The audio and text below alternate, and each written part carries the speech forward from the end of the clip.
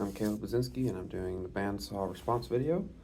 I'm going to start off with keeping safety in mind, so safety glasses. I would not probably wear gloves with this machine, being it's a wood cutting machine, and if it catches a glove, it'll suck your hand into it.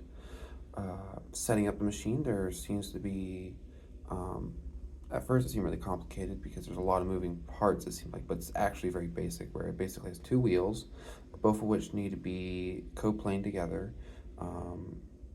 You want to adjust the camber of them, make sure that the camber is even for both of them. They're still on the same plane, so that the band or the saw blade is actually riding smoothly on each wheel evenly. You want the center line of where the blade teeth are to be at the center of the blade of the wheels, not the meat.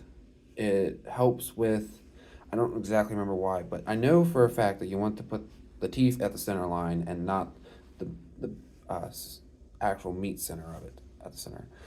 Setting up the blade, you want to make sure, this is really cool, seeing all the different techniques you can to like adjust the tightness. Like I saw like the Snodgrass way was really cool, seeing how you can pull the back plate off or away, and then you slide your finger along the groove, and then you end up pushing against it and seeing how much pressure you need to move.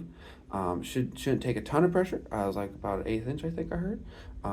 And you keep it firm against the base there, so then you get a consistent reading. That was really cool, I thought. Then I thought it was a quick way, like just a quick way to quick way to be able to test the tension of the blade would be like the quick snap it.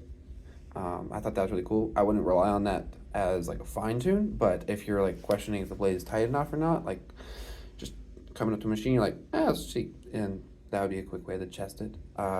Testing all the bearings and the ones that help like guide the blade. That was really cool, seeing all that, seeing how you don't want them touching, but you want it to be almost touching. You know, kind of like kids, where you're just like almost touching you, in a manner of speaking.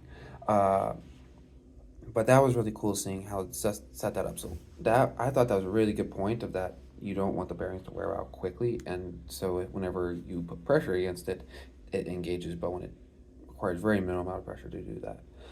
I liked also seeing how you can get spacers, so you can actually cut like really thin pieces of wood with bandsaw. I've always tried to do that, like a table saw, and that's been a pain.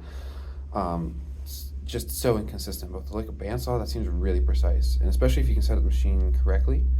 That was really cool. And I like the trick where you could see if your table's level, where you get a 2x4, cut in partially, then flip it on the back and then slide it back. Oh, that was cool. Seeing that, like, that makes sense. Like, it should be able to go in. If it isn't, it'll be cockeyed a little bit and it won't flip right back in evenly. Overall, that's the bandsaw. Thanks.